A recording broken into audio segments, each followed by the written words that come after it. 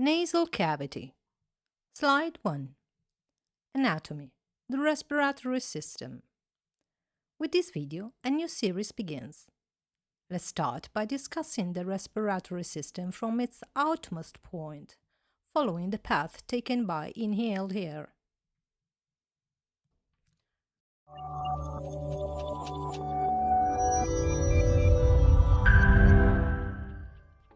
The external nose has a triangular pyramid shape and is located in the midface, between the forehead and the upper lip. Here we can identify a posterior surface, which is in contact with the facial skeleton, two triangular-shaped lateral surfaces, and a triangular-shaped lower surface, which is mostly incomplete due to the presence of the nostrils. The posterior surface corresponds to the facial skeleton, specifically to the piriform aperture, as previously described in the discussion on cranial bones. The lateral surfaces consist of a fixed portion, formed by the nasal bone, and a lower mobile portion containing the elastic cartilages of the nose. The highest portion of the nose, located between the eyebrows arches, is called nasal root. The apex of the nose, on the other hand, is known as the nasal apex or nasal lobule, which in some individuals is slightly wider. The nasal base may have a horizontal orientation or be slightly tilted upwards. From below, we can observe the cartilaginous septum, which separates the two nostrils. Laterally to the septum, the alar cartilages define the contour of the nose. The external nose, as we can see, is composed of bones, cartilages, and muscles. The muscles contributing to its structure include the nasal head of the labii superioris muscle, the nasalis muscles, which originates along the nasal midline and attaches to the minor alar cartilage, the procerus muscle, located superiorly, originating between the two superciliary arches, supraorbital ridges, and extending to the nose root. These muscles have minor functions in wrinkling the skin, but the nasalis muscle in particular can influence the opening and closing of the nostrils. The bony framework is partially formed by the maxillary bone and partially by the nasal bone of the level of the root. But almost the entire external nose is composed of cartilage. Among the cartilages that form the lateral wall we have the lateral process of the septal cartilage, the greater alar cartilage, which corresponds to the anterior and inferior part of the nasal structure and, at the level of the nostril, makes a small curve reinserting itself into the septum. And finally, the minor alar cartilage, which represents the posterior inferior part of the nasal structure and surrounds the nostrils posteriorly and laterally. The external nose is supplied by the facial artery, a branch of the external carotid artery, and is drained by the anterior facial vein, which connects to the venous plexuses. The external nose is innervated by the facial nerve and the maxillary branch of the trigeminal nerve. The former provides motor innervation, while the latter is responsible for sensory innervation. The structure of the external nose is relatively simple. Superficially, there is a keratinized stratified squamous epithelium. Beneath it lies the dermis, which contains numerous sebaceous glands, hair follicles, and a rich vascular supply. Farther below, there is a muscular layer. Finally, the deepest layer consists of either bone or cartilage, depending on the specific region. The cartilage in this area can be either fibrous or elastic, varying due to several factors, the most significant being age.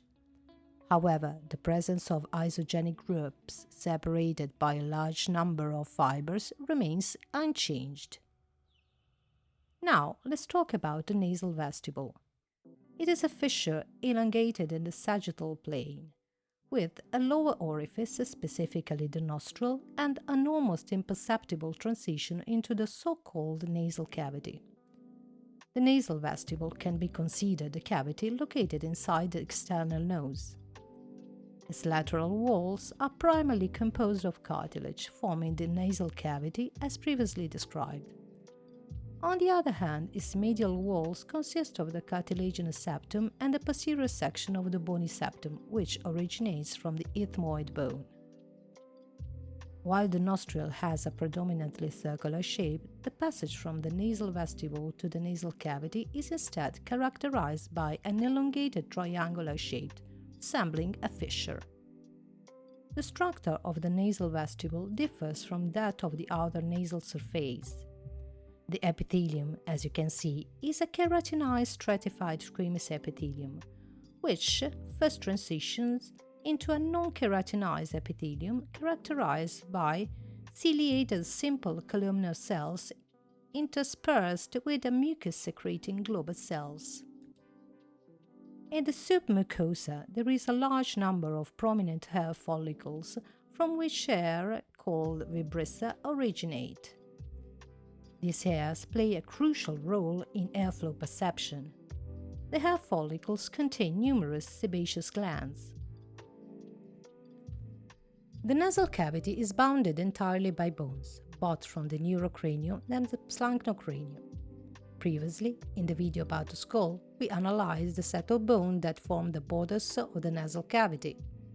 Overall, the shape of the nasal cavity can be compared to two narrow and elongated fissures oriented in the sagittal plane. It may also resemble a truncated pyramid that is very flattened at its base. As you can see in its depth, the nasal cavity has a thin apex and a relatively wide base. Its medial wall is composed of the bones that form the nasal septum, primarily the ethmoid bone, and posteriorly the vomer, which appears in white below. The lateral wall of the nasal cavities, on the other hand, presents numerous bony projections and is complex to describe. Anteriorly, the nasal cavity communicates with the nasal vestibule, while posteriorly it connects to the pharynx through openings called conchae, which are separated by the vomer. The apex of the nasal cavity is formed by the cribriform plate of the ethmoid bone, and it is on its vaulted structure that the olfactory mucosa is located. In the most anterior portion, however, the nasal vault is composed of the nasal bones. The floor, on the other hand, is formed anteriorly by the palatine process of the maxillary bone, and more posteriorly by the horizontal plates of the palatine bone. As previously mentioned, however, the lateral walls are the most complex part to describe. If we perform a coronal section at the level of the zygomatic bone, we can observe and analyze all the structure make up the lateral wall of the nose. From top to bottom, there are three nasal conchae, or turbinates: the superior nasal concha, the middle nasal concha, and the inferior nasal concha. The superior and middle nasal conchae are projections of the ethmoid bone, whereas the inferior nasal concha is an independent cranial bone. Above the superior nasal concha, a slight indication of a fourth concha, known as the supreme nasal concha, can sometimes be observed, and above it lies the boundary with the nasal vault. Among the conchae there are also various nasal meatus, the superior nasal meatus, the middle nasal meatus, and the inferior nasal meatus. Each nasal meatus houses a particular duct or orifice. In the superior meatus, the openings of the ethmoidal cells are located. In the middle meatus, the maxillary sinus openings and the infundibulum of the nasolacrimal canal can be found. In the inferior meatus, occasional communications with the maxillary sinus may also be present. The highest part, the vault of the nasal cavity, contains the openings for the drainage of the frontal sinuses, which also communicate with the superior ethmoidal sinuses as if completing them. Moving farther posteriorly, still within the nasal concha, the exit openings of the ethmoidal sinuses can be observed. This contributes to forming almost the uppermost part of the posterior wall, which is not entirely absent, as the conchae are positioned lower than the body of the sphenoid. Lastly, it is important to note the thin lamina that separate the nasal cavity from the cranial cavity, which houses the brain. As we already know, this structure is represented by the cribriform plate of the ethmoid and is traversed by the filaments of the olfactory nerve. The vascular supply of the nasal cavity is provided by the sphenopalatine and the descending palatine arteries, both originating from the maxillary artery, the terminal branch of the external carotid artery. Venous drainage occurs through the sphenopalatine veins, which empty into the external jugular circulation. Additionally, the nasal cavity is innervated by the ethmoidal nerves and also serves as the origin of the olfactory nerve. In order to speak about the structure of the nasal cavity, we must distinguish between two different types of mucosa: respiratory mucosa, which covers most of the cavity, and the olfactory mucosa, which is limited to a small part, namely the vault of the nasal cavity. Respiratory mucosa has an epithelium that ranges from a single layer to a multilayer of ciliated cylindrical cells. The presence of mucus-secreting global cells remains constant. Beneath the surface epithelium lies a thick lamina propria containing several mixed tuboacinar glands, which resemble minor salivary glands and also contribute to mucus secretion.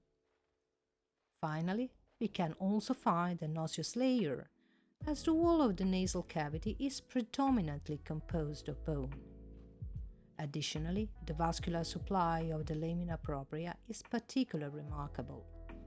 The arteries and veins in this region are highly tortuous and capable of significant dilatation and constriction. This mechanism allows the body to regulate the heating of inhaled air as needed. If the vessels dilate, air is warmed more effectively. Conversely, if they constrict, less heat is transferred to the air. The olfactory mucosa, as we have seen, is located exclusively in the vault of the nasal cavity. It is a highly specialized tissue, somewhat reminiscent of a taste bud, with the key difference that here the entire epithelium is equipped with sensory cells. The surface epithelium consists of a series of glial cells with microvilli, which serve as the structural support for the sensory cells. The lamina propria contains a rich vascular supply, and the bodies of the olfactory neuron are located between the epithelium and the lamina propria. These olfactory neurons have an elongated cell body, pyrenophore, from which two extremities extend. The upper end projects towards the lumen of the nasal cavity and has a terminal enlargement known as olfactory button, from which 5 to 20 olfactory hairs branch out. These structures are rich in receptors, enabling the perception of smells.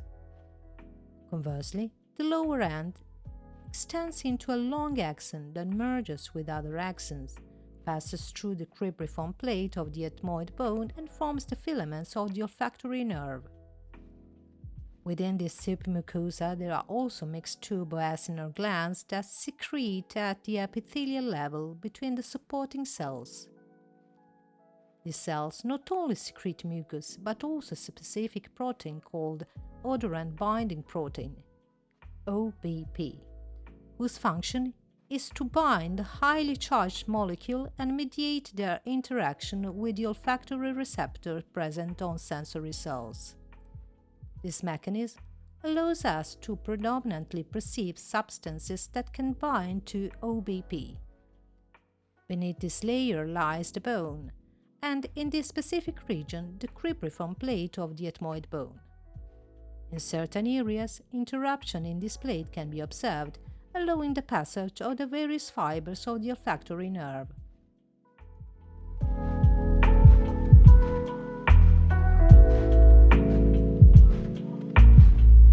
This video was created thanks to Anatomy Learning, an interesting free web app. The hyperlink can be found in the description.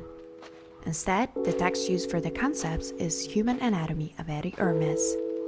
Thanks for watching.